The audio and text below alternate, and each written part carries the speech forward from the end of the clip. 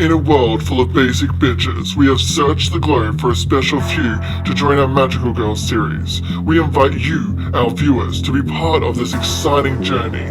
Now join us as the video begins.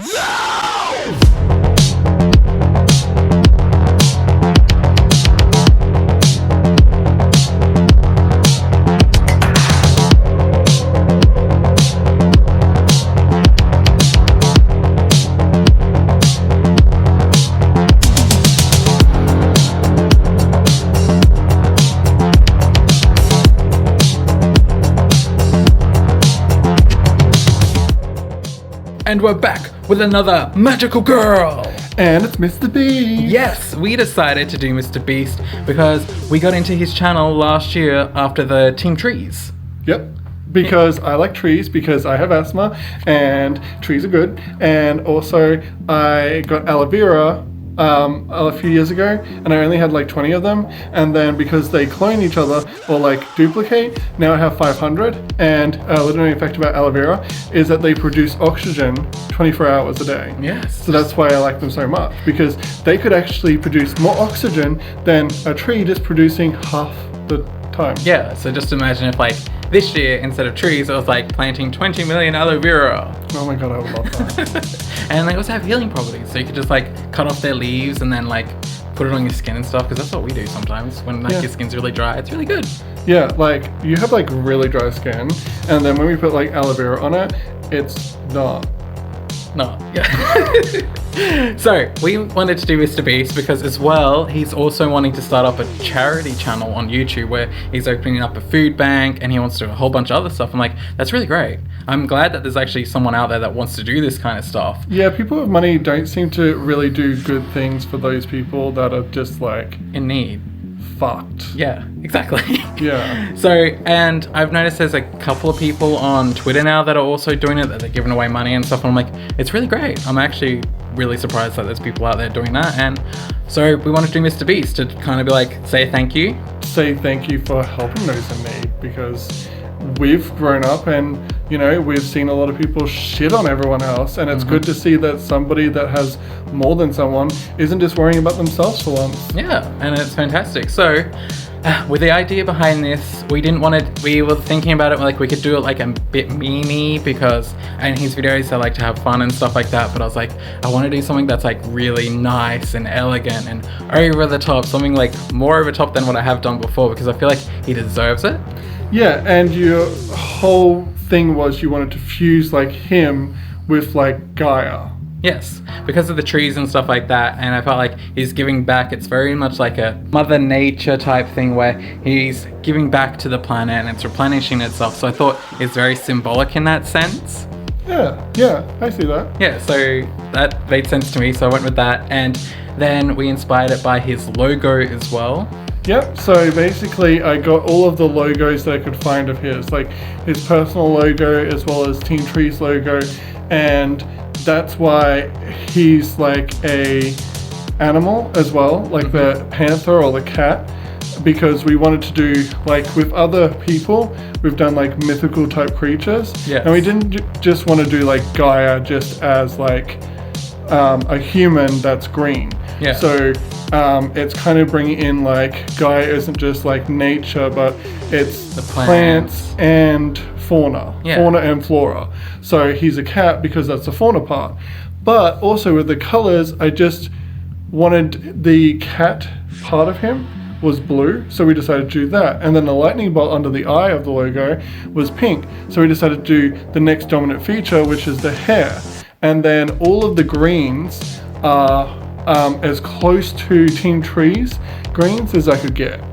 Yeah, which is really cool. And as you might notice, the hands and stuff, I really inspired it from a cartoon called Kipo in the Age of the Wonder Beasts, because oh my god, that show is so good. And I was like, I just have to do it, I have to, because just, you know. And also, we usually give all of our Magic Girls weapons, and we thought like Knuckle Busters would be kind of cute, so Knuckle Busters on a cat paw would just be Yeah, just mayhem.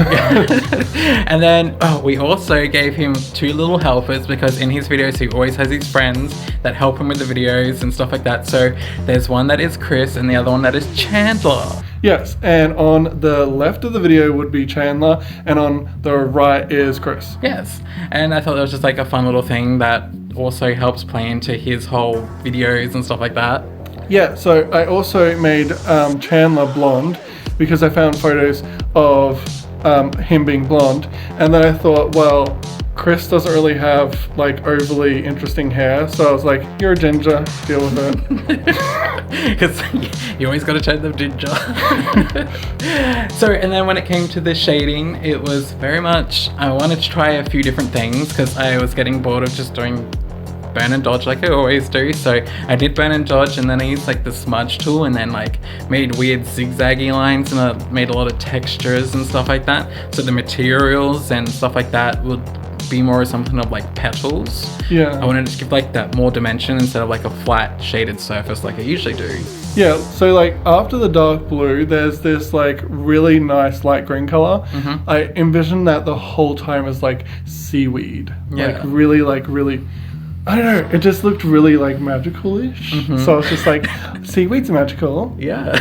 What's the whole idea? Everything about this should be magical, so it's good that you feel that way. But also like the dark blue, we wanted to do like that like symbolizing it was like a really dark blue purple flower, and it was like a velvety color. Like I remember seeing it online like years ago that there was this dark blue velvet, and I feel like your shading really took it to that velvet stage. Yes, it looks really nice. That the dark blue is like probably my favorite part of the picture. It just looks like really shiny, and like you can see how it feels. Like you look at it and like, I can feel that on my fingertips right now. Yeah, you know how like it's got that like layer of like pollen over it, and if you touch it you get like this translucent kind of powder on your fingers. Yeah. Kind of like when, you know, you used to get butterflies on your hands. They've got like this mist particles Isn't on that it. their scales? Yeah. Yeah, that's their scales. Feathers. Feathers, right, yeah. Micro feathers. Microscope. Yeah. So that's that. And then, of course, we added gold because gold is always shiny and gold looks nice. Yeah, but with this gold this time, I didn't add it as like a yellowy color. I added it as orange because that was actually part of one of the posters logos that I found. And yeah, I wanted to stay as true to them. So then there's this kind of association. Like if you see all these posters and you associate him in your mind with those colors, then this would associate him as well. Yeah. And of course, like the orange gives it like a nice autumny look, which is a good contrast with all the greens as well. So it worked really well.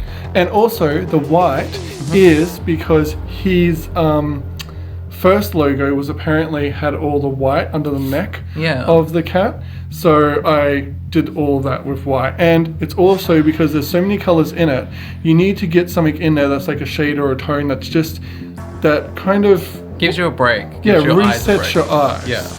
And with the two fairies on the sides, I did their skin tone that was kind of like the same as his skin tone to give it kind of like a contrast. But his skin is actually fully fur. That was supposed to be the thing. His fur, their skin. So that's why I did something that's lighter, because the fur would have been more dense. Yeah, like if you zoom up on the picture on his hands and stuff, you can see that I've done a fur texture. But I didn't really do it on the face because when I went to do it on the face, it just started to look messy, and I was like, I really don't know what I'm doing here, so let's just leave it as is because it looks pretty. Yeah, well, I think on most cats they have like finer fur and like smaller fur patterns on their face. Yeah. So it kind of works if you don't show that much fur on the face anyway. Yeah. As well as with the white, it worked really well because now the bottom of the dress really reminds me of like a lotus flower or something like that. And then with the shading and stuff, it just looks so cool. I was like, it turned out so much better than I thought it was going to turn out. And it's like my favorite part of the dress now. But also, the original concept of the dress was actually to turn into a whole bunch of roots because we wanted to stay with that whole tree vibe. But then as soon as we you did more sketches and like I was just like, I don't think the roots are really coming together, and you're like, I don't like that either. So we were like, ball gown it. Yes. And I think the shape of it and everything is like so weird and unique to like all the other dresses that we've done. And it looks like it could be either plants or it could actually be a real dress. And that was the thing. We're like, we want it to be like real plants. But I'm like, but if someone made this in real life, it could still work. You could still do this, hopefully. Yeah, and it's kind of like, you know how there's like a mermaid dress that like is sleek to the body and then goes out, but then there's like that like really big dress that has like the cage underneath it.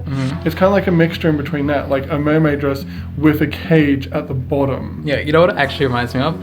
You know, I Dream of Jeannie, her lamp thing that she is in. It reminds me of that, the shape of it. And I'm like, that is so cool because, you know, he's like a genie. He grants people's wishes by, you know, making their lives better and happy. So I thought it worked. Definitely. Yeah. Also, when I was doing the shading for this picture, it kept crashing. It crashed like 5 or 6 times and I was like devastated. I'm like, that's like 4 hours worth of work that's gone.